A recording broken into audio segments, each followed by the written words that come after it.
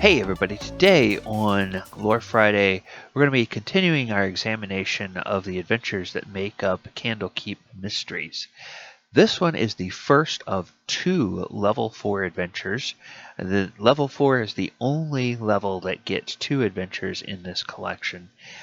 And this one is called A Deep and Creeping Darkness, and it is the second adventure in a row that involves a potential gateway to another dimension or another plane of existence.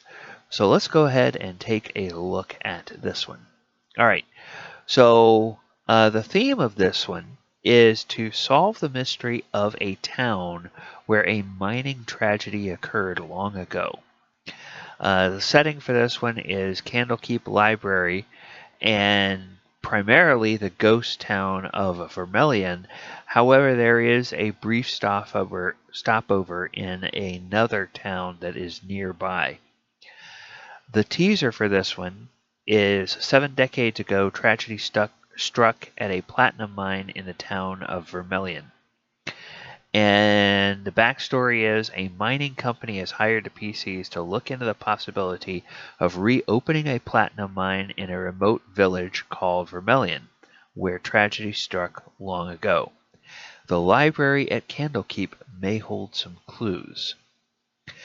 So, what they do is they are sent to Candlekeep as part of their mandate to research whether or not it's worthwhile for a mining company to reopen this platinum mine.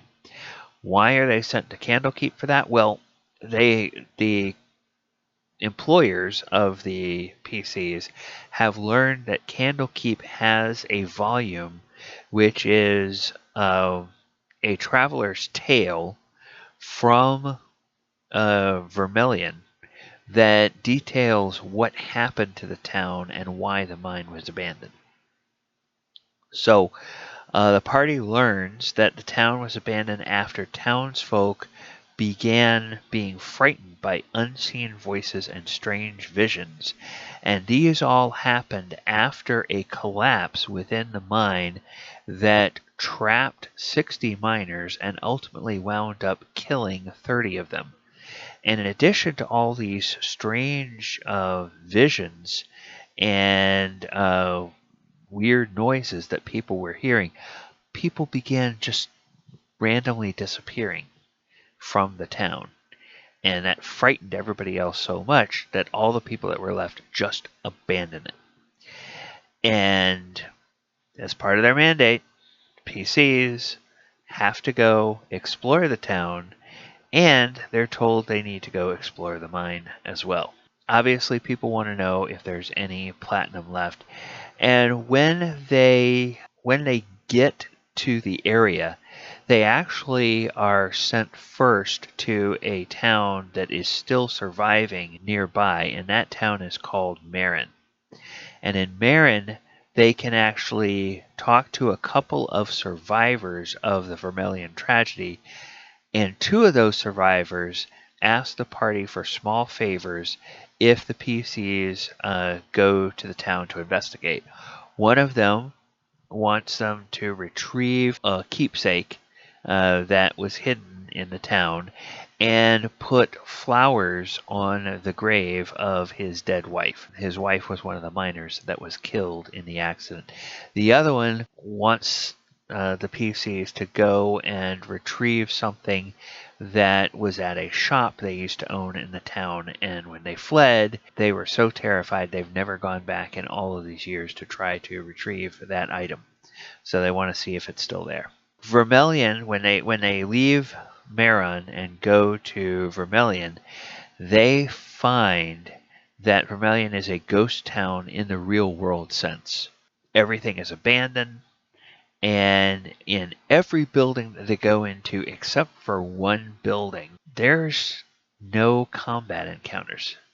In fact, there's only one monster to fight located in one building in the entire town. Even so, there's a lot of eerie and spooky things that happen to the PCs while they're in the town. And this hints that whatever drove the townsfolk to flee all those decades ago may still be somewhere nearby. So after they've gone through the town and after they've figured out what's going on in the actual town itself, well, then they have to go to the platinum mine. The platinum mine in the side of the hill on the edge of town is where the bulk of the combat encounters will take place. In previous episodes of this, I've tried to avoid too many spoilers, but unfortunately, I don't really know of a good way to talk about the rest of this adventure without spoilers. So, spoiler alert. Spoilers ahead. All right. A number of meanlocks have made their lair in the old mine. Now, meanlocks are fey creatures that are drawn to areas that are near fey crossings, and strong emotions such as fear or sadness or anger will bring the meanlocks, and the meanlocks feed off of these emotions. And what's more, they actually will transform humanoids into meanlocks through a very painful and horrifying process. So the meanlocks were drawn to this town in the wake of the collapse of the mine and all of the grieving and sadness and fear that people had while they were trying to see if any of the miners were still alive. And then once they did retrieve some of the miners, the meanlocks began going into the town and kidnapping people and bringing them back into the mine. And they were kind of the source of all of the strange hallucinations and nightmares and all this other kind of stuff that was going on in the town. And that's because meanlocks have a kind of psionic attack that they can do against humanoid creatures, against sentient humanoid creatures. All right, the most dangerous fight in this entire adventure happens in a part of the mine where there are traps that could potentially cause the ceiling to collapse, and they're having to fight meanlocks in that area at the same time. So that could be a really kind of a deadly fight. And it feels like that comes a little bit out of the blue because there's so little combat in this adventure. You know, you could kind of have people wandering around and going through this whole thing and never fighting anything, never fighting anything, never fighting anything. And then the first combat they have could be in this area, which could fairly easily result in a TPK. So it's a little bit unbalanced maybe in that way. But even so, this adventure has a lot of pretty cool elements. One of the coolest of these elements is it includes details of the precise location and conditions under which a fey crossing becomes active and can be used. And this is an element, probably the number one element that could be lifted out of this adventure if you are running a campaign where you need your party to go into the Feywild. You could take this and say, oh, well, this is how a Fey crossing operates, and put that in some convenient location in your game world.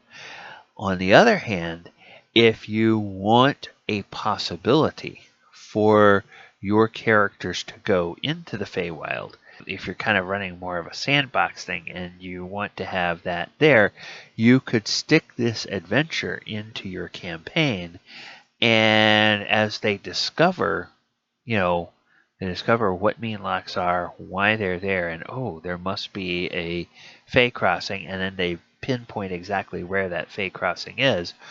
Well, now there's a portal that they can use to get to the Feywild. Just like last week, we were talking about in the graveyard of the old manor house, there's a shadow crossing that can take the PCs to the Shadowfell. In this area, you now have this Fey crossing, which can take them from the natural world into the Feywild.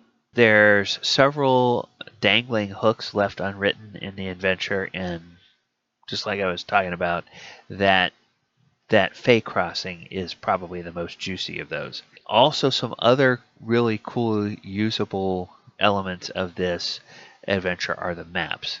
The ghost town has a good map. A couple of the buildings within that ghost town are very well detailed. And then the map of the platinum mine also has kind of an interesting layout. And, you could, if you wanted to use that as a setting for something, you could very easily repopulate it with whatever kinds of creatures or elements or things you want or need in your own game.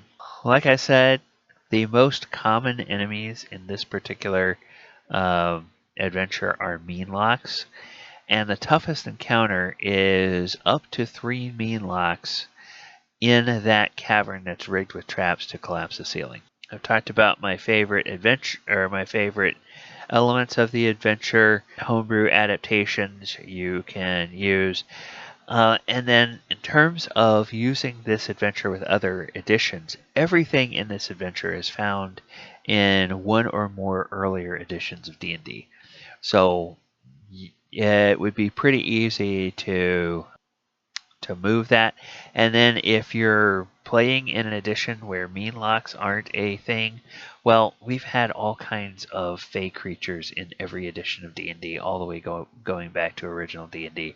So you can just substitute some other sort of fey creature and have their presence be sort of a hint to the party that, oh, wait a minute, if those guys are here, that must mean there's a fey crossing nearby.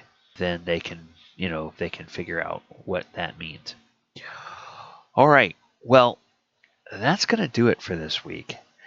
I hope you have enjoyed this synopsis, this review, preview of looking at A Deep and Creeping Darkness and how you might prepare for running it. Next week, we are going to take a look at Shemshine's Bedtime Rhyme. And Shemshine's Bedtime Rhyme is another 4th level adventure, and it's another one that's a little bit creepy. Shemshine's Bedtime Rhyme sounds a little bit creepy, doesn't it? All right. Well, hey everybody, I hope that you have a wonderful week, and we hope that we will see you back here next time on Lore Friday. All right. Good night, everybody.